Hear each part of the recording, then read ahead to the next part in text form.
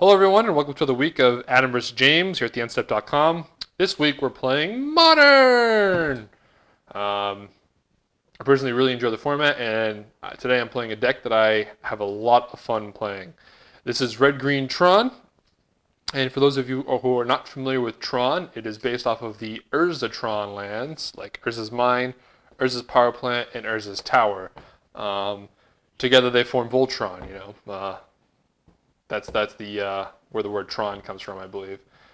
So what happens is each of these lands tap for one colorless by themselves, but when I have one of each, then the mines and plants tap for 2 colorless, and the tower taps for 3. So if I have one of each, I have a total of 7 mana. And the deck is totally based around just getting that as often and as consistently as possible, and then doing broken things with it. So getting 7 mana on turn 3 is very likely, and you'll see why that's like really awesome in a moment. So running through the deck, we play 4 Pyroclasms. This is one of the biggest benefits to playing red. This is to keep the little more aggressive decks off of your tail while you set up. Very good at doing that. Then we're also playing 4 Oblivion Stones. I'm sorry we have these proxied. I will put a picture up on the video so you guys can see what the card looks like and what the card does. But it also blows up the board at a very easy pace or quick pace because like playing it and sacking it for 5, 6, 7, 8 mana is very likely in this deck. Like you make lots of mana. Then we get into consistency cards, and this plays a lot of them. Expedition Maps, which help me search up any land I want. Sylvan Scrying, which also help me search any land I want. Chromatic Spheres and Stars that help me draw a card, so they cycle through my deck. And I'm able to mana fix. So if I got lots of colorless mana and I want to get like a green or a red in here for something, these get me that. And the fact that they cycle is really, really sweet. I'm also playing 4 Ancient Stirrings, which is like really good in this deck. So it lets me look at the top 5 cards in my library and take a colorless card from among them, and that counts lands. So I can take any land or any colorless card, and the entire deck is pretty much colorless. Main deck Relic of Progenitus because it's an extremely good card in the format. It also cycles, and it's a little bit of main deck hate to help me get through some of the tougher matchups out there. And then we get into the bombs section. So we've got a full swath of Wormcoil Engines, whom I can cast on turn 3 if the stars align, and they do frequently. Who's very hard to deal with, beats a lot of decks just by itself, and it's really good. 4 Karns. Turn 3 Karn is also extremely unbeatable for lots of decks, and it's nasty. And then I have an Emrakul, who I hardcast and win the game on the spot with. So to fuel these kinds of things, I have a Eye of Ugin. It searches for a colorless creature card, so I can get Emrakul or Wormcoil Engine. And there are points in the game where I'm like, end of turn, search Emrakul, untap, cast Emrakul, kill you with Emrakul, just on the spot. Grove of the Burn Willows for red deck. Maybe red and green sources that I don't have to take damage for. Like you could play Stomping Grounds, Shocklands in that spot, but this is easier on your life total. And the fact that they gain a life is completely irrelevant.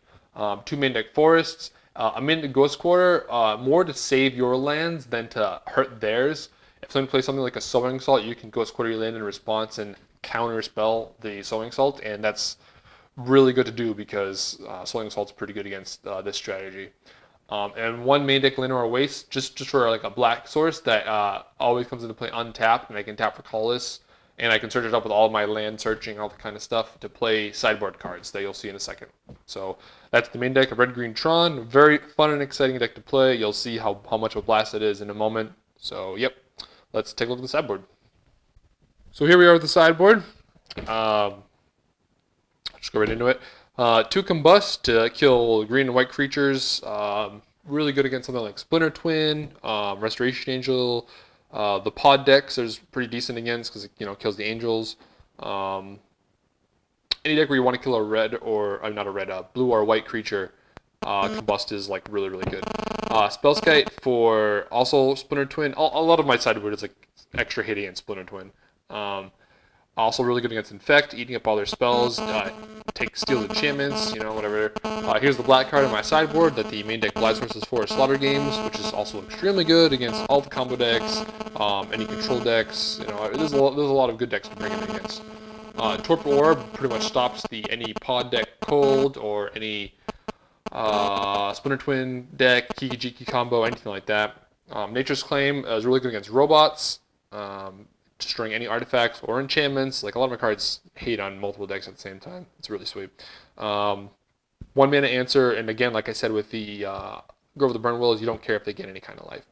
A 4th relic, Progenitus, because any deck where a relic's good against, having another relic is going to be sweet. Really good against Tarmogoyf, especially. Not to forget that.